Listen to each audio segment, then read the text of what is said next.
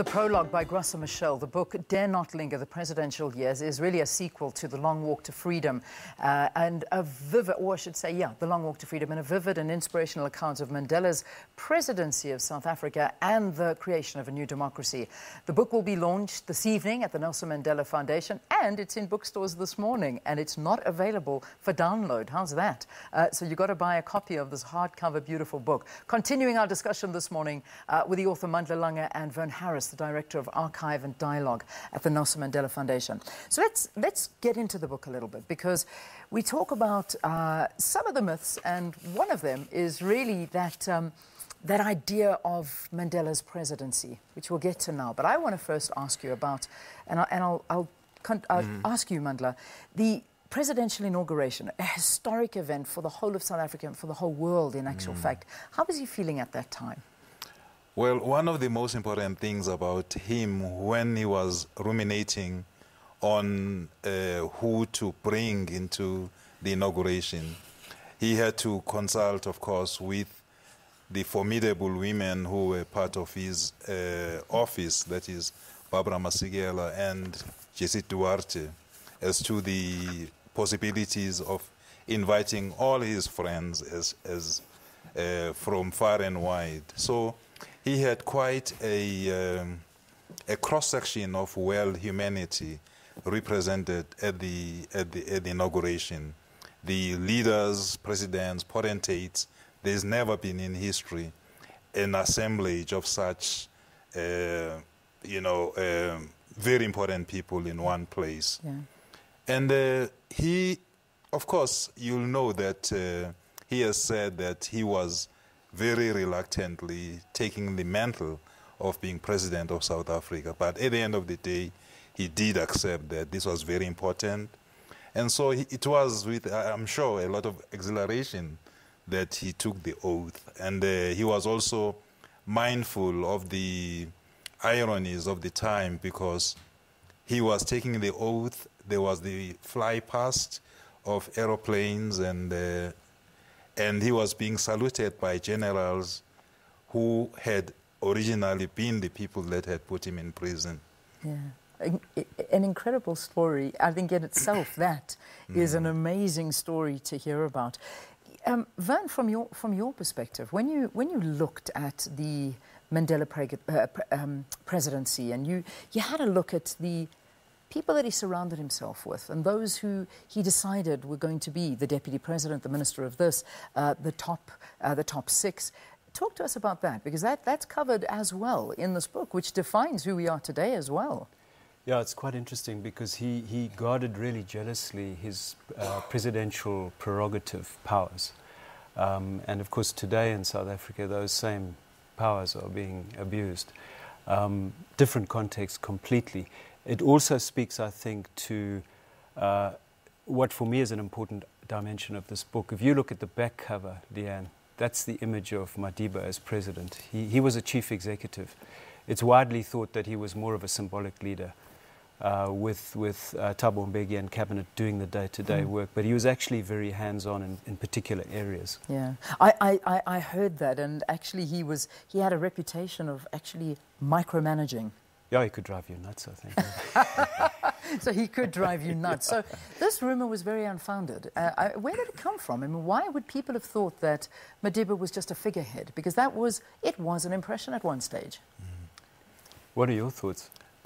I think that came from his having a very huge presence in the solution of international arena issues, and also the problems of happening in the SADC region. And so people then, I think, surmised that he couldn't have been also hands-on in the running of the day-to-day in South Africa, which of course is a fallacy. Yeah.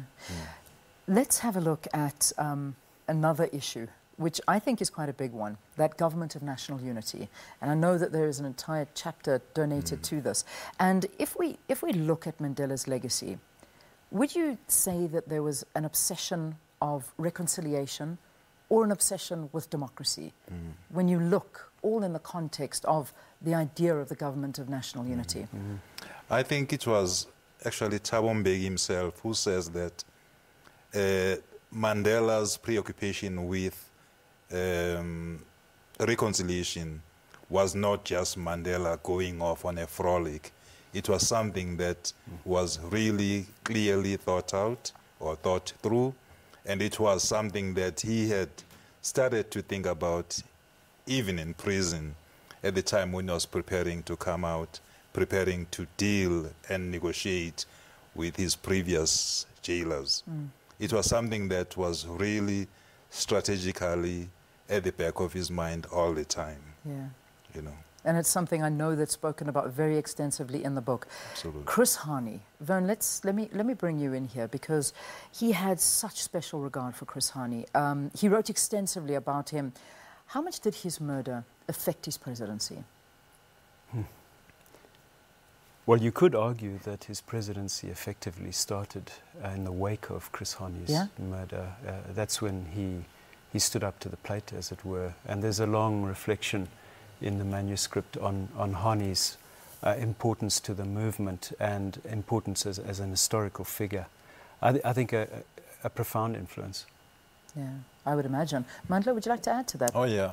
I think that in Chris Hani, Mandela must have seen his own younger self. Chris Hani had kicked against the authority of the ANC, you know, when he was a member of MK in the earlier days, when he had felt that there was a lot of laxity and unseriousness about going home to fight. And Mandela, as the person who had been in the Youth League himself, saw that Chris Hani was a mirror image of his own, as it were, predilection for kicking against authority.